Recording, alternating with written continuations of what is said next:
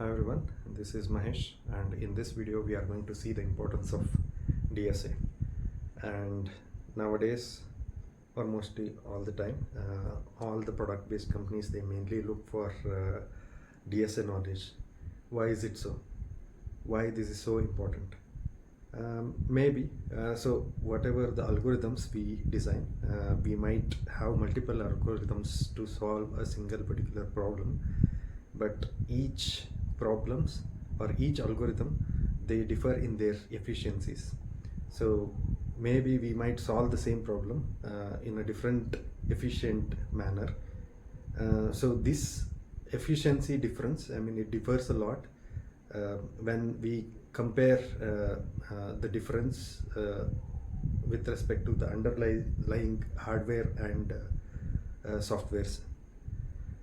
So for that, let us consider an instance where we are trying to sort the numbers, and we use two different algorithms. One is the insertion sort and merge sort in this case, and we have not yet seen about these sorting algorithms, but this is just to understand the importance, and we will see about these time complexities in the upcoming videos whenever we see about these sorting algorithms.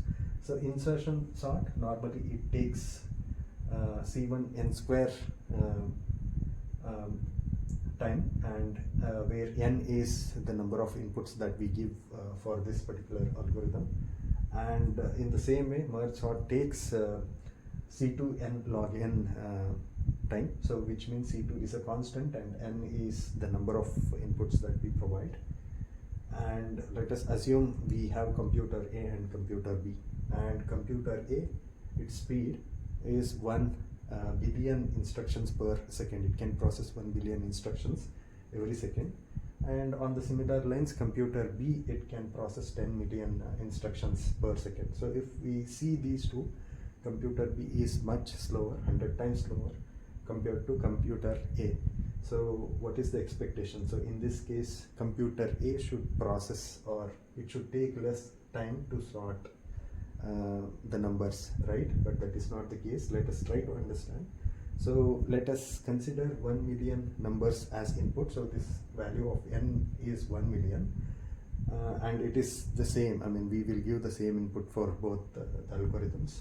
And if we try to compute, so it is 2 n square, so 10 raised to 6 square. So these many instructions, and this computer can process 10 raised to 9 instructions per second, which is 1 billion instructions per second.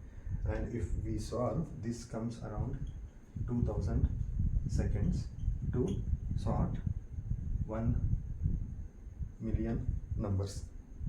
So this is a faster computer. Now let us see how this happens in computer B. So its speed is 10 raised to 7 instructions per second and 1 million numbers, so 50 into 10 raised to 6, which is 1 million, and log 10 raised to 6. And if we solve this equation, it comes somewhere around 100 seconds. So if you see, even though computer B is slower, but its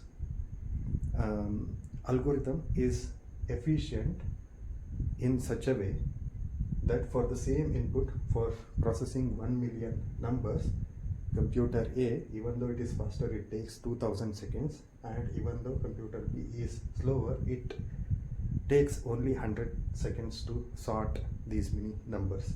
So this is not so large, right? If we see 1 million numbers, but let's see, what happens if at all we want to process 10 million numbers.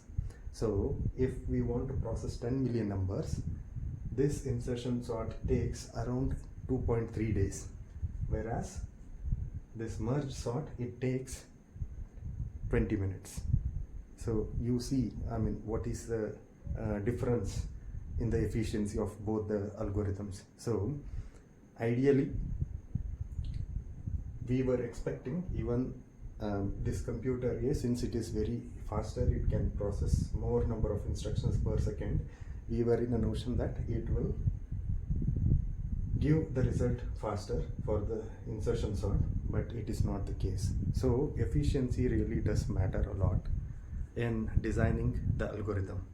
Even though the underlying hardware or the software, it might be very fast or very sophisticated one, if the algorithm is not good, it is not